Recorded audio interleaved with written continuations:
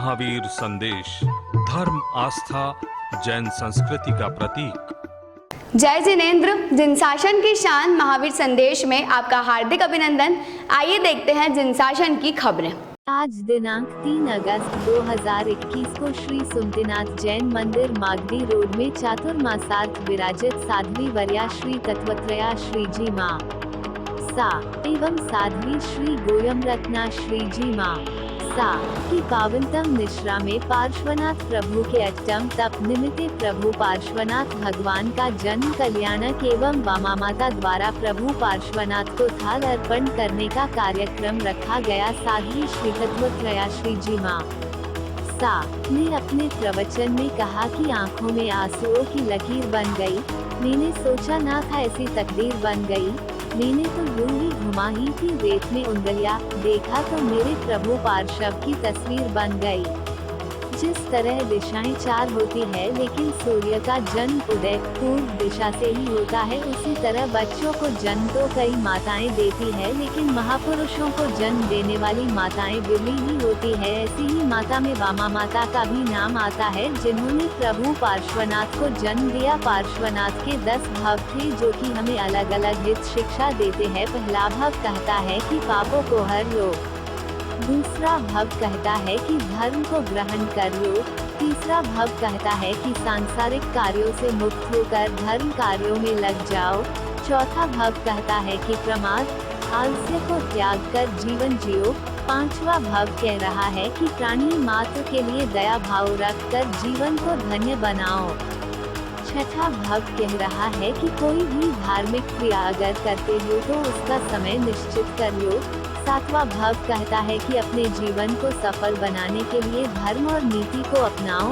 आठवां भव कह रहा है कि जीवन में क्रोध, मान, माया, लोभ और राग द्वेष को छोड़कर मोक्ष का मार्ग पाने के लिए तत्पर रहो, नववां भव कह रहा है कि अपने मानव भाव को सुधारने में प्रयत्नशील रहो, 10वां भव कह रहा है कि मन में किसी भी बात का डर मत रखो, सदैव अच्छे और सच्चे कार्य के लिए तैयार रहो। साध्वी वर्या ने कहा कि परमात्मा के मंदिरों में गुरु भगवंतों के पास एवं माता पिता के सामने अपनी बुद्धि को कभी भी नहीं लड़ाना चाहिए। वहाँ तो अज्ञानी बनकर जाने से ही ज्ञान की प्राप्ति होगी, वहाँ पर कभी भी ज्ञानचंद, रायचंद और हुक्मचंद बनकर नहीं बल्कि अज्ञानी, विनयशील और विवेकी बनकर जाना चाहिए। प्रवचन के पश्चात प्रभु पार्श्वनाथ को सभी श्रद्धालुओं के स्वयं के द्वारा बनाए गए अलग अलग थालों को अर्पण किया गया और प्रवचन में काफी संख्या में श्रद्धालुओं की उपस्थिति रही।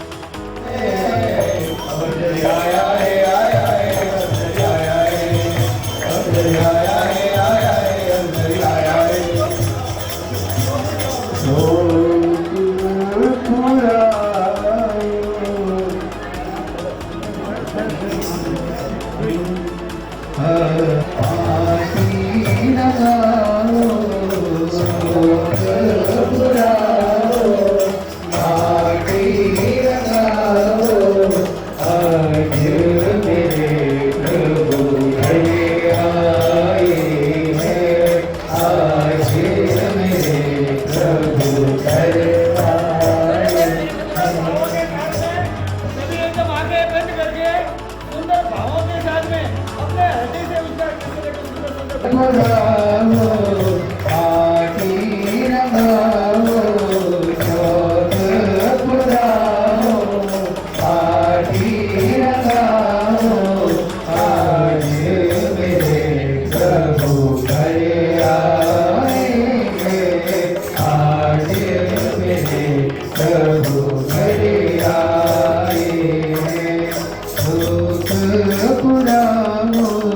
माटी लगाओ